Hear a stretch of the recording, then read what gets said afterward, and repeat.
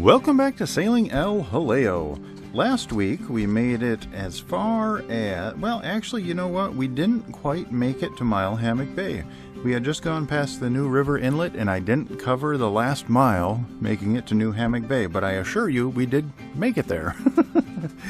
So this week we leave Mile Hammock Bay and we head up the Intracoastal Waterway through the Camp Lejeune firing range, and we make it all of the way up to Sugarloaf Island in Beaufort, North Carolina. We stay there one night and then we head inland. So we go up through the Adams Creek Canal into Adams Creek, where we stop for a night to do some repairs. At this point, EJ is just falling apart. We desperately need to get back to Delaware City for a round of repairs, but we might as well go ahead and get right into it. Grab a drink, climb aboard, and let's get going. After spending a day at Mile Hammock Bay waiting out some rain, we got back on the road and we had to leave before first light for the same reason that we did in Wrightsville Beach. We had to make it to a bridge. Now the circumstance on this bridge is a little bit different. This is the Onslow Beach Bridge, and it's about 3 miles away from the anchorage that we stayed at, and it takes about an hour to get there, so we'd be fighting against the current, and we had to make it there by 7 o'clock. If we didn't make it by 7 o'clock, we wouldn't be able to get through until noon. And that is because the Onslow Beach Bridge, which is a swing bridge, is currently being replaced by a bascule bridge.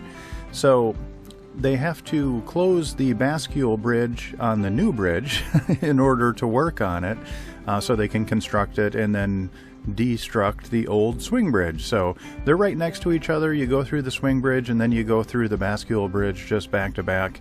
And the old swing bridge is going to be no more. Now, I don't know if this is going to be my last transit through the swing bridge before the bascule bridge opens up. I'm not sure if they'll have it done by the fall. My guess would be no, but it is really nice. This is awesome. You know, we've been losing these mechanical bridges, and yes, they can be a pain in the butt. You have to get up and leave at a certain time. And now this is a special exception because they're building a new bridge, but you know, the bridges can be kind of a pain in the butt, but I love the mechanical bridges, and I hope we don't lose any more of them. We are losing the Alligator River Swing Bridge.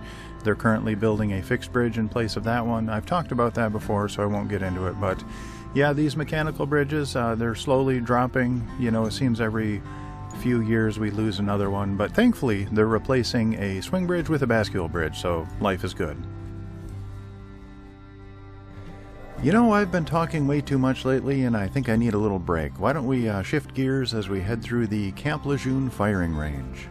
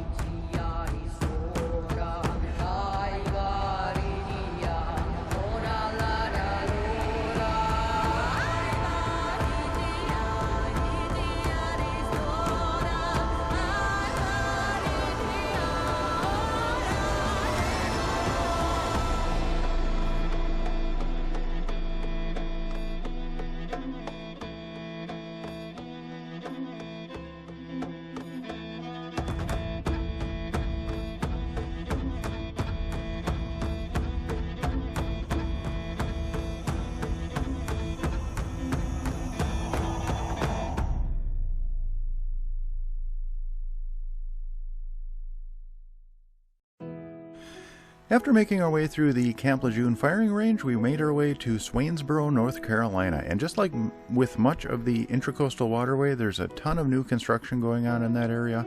And they built a brand new house right along the ICW, so I snapped a few pictures of it. I looked it up later online. It is for sale for a cool $2.2 million. It's a little bit out of my price range, but it is a nice house nonetheless. After making it through Swainsboro, we just had to go across Bogue Sound, and we would be arriving at Sugarloaf Island for the night. We did spend one night anchored in front of Sugarloaf Island, and Sugarloaf Island is kind of a crappy anchorage. It's really weather dependent, and it depends on whether or not there's a fishing tournament going on. If you're there during the weekend and there's a fishing tournament going on, forget about it. You're going to be getting rocked constantly. It's a miserable place to be, and you don't want to have anything to do with it.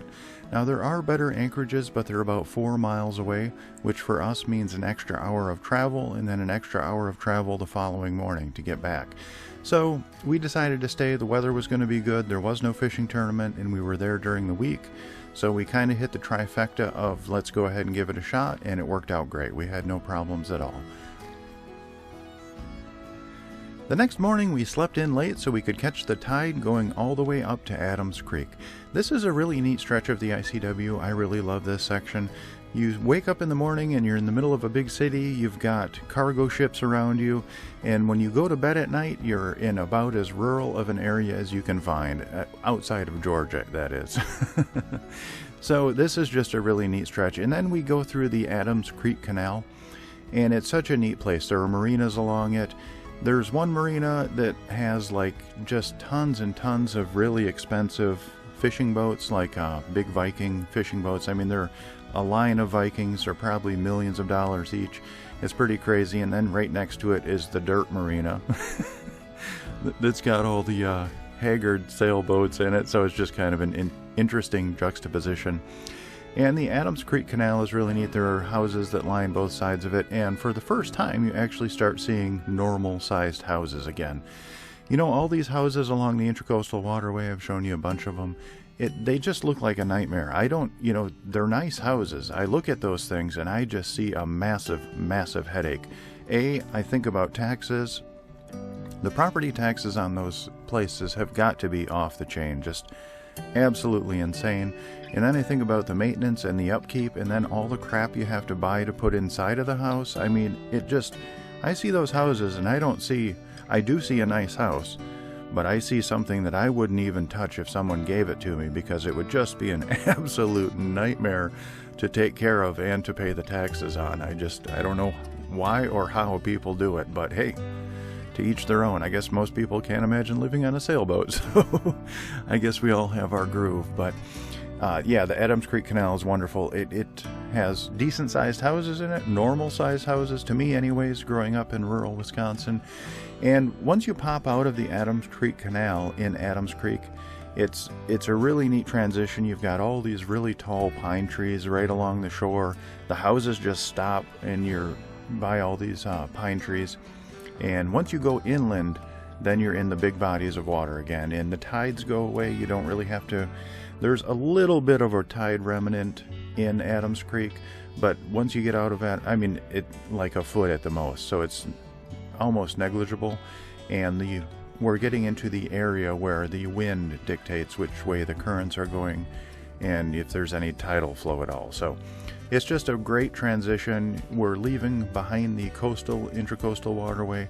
We're getting into the big bodies of water in North Carolina, and then from there we're back into Chesapeake Bay. So it really is a transition point, and I just love it.